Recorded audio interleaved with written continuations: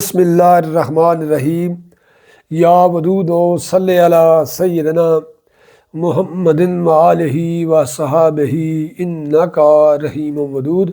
السلام علیکم ورحمۃ اللہ وبرکاتہ۔ میں آپ کے سامنے حضور پر نور حضرت فضل شاہ صاحب قطب دو عالم المعروف سائیں نور والے رحمۃ اللہ تعالی علیہ آپ کے ارشادات عالیہ پیش کر رہا ہوں۔ پیش کرنے میں اگر کوئی بھول چوک ہو جائے تو میں پیش کی معافی چاہتا ہوں۔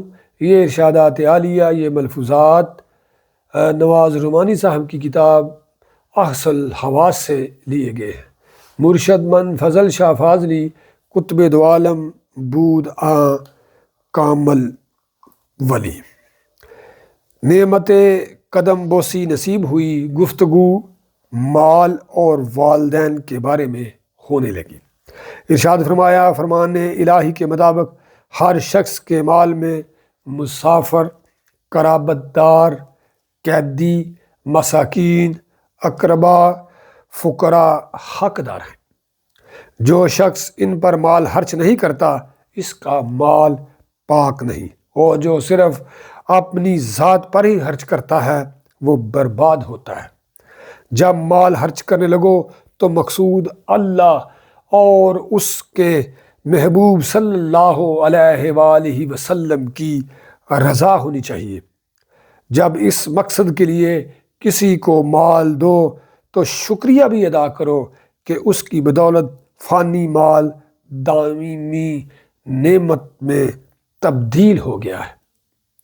فرمایا، والدین کے ساتھ حسن سلوک سے پیش آنا چاہیے، ہوا و کافر و مشرک ہی کیوں نہ ہو۔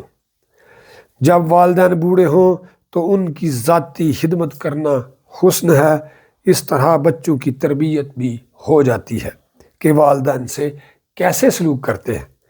اولاد کو والدین کے ہر حکم کی تعمیل کرنی چاہیے، بشرط یہ کہ شریعت اور اسلام کے خلاف نہ ہو۔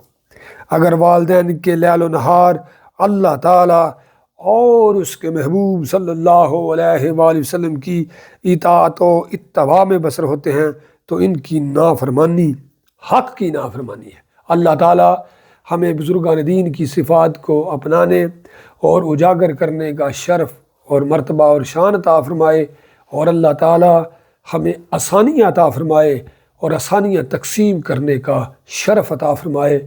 نور والے، نور والے، نور والے۔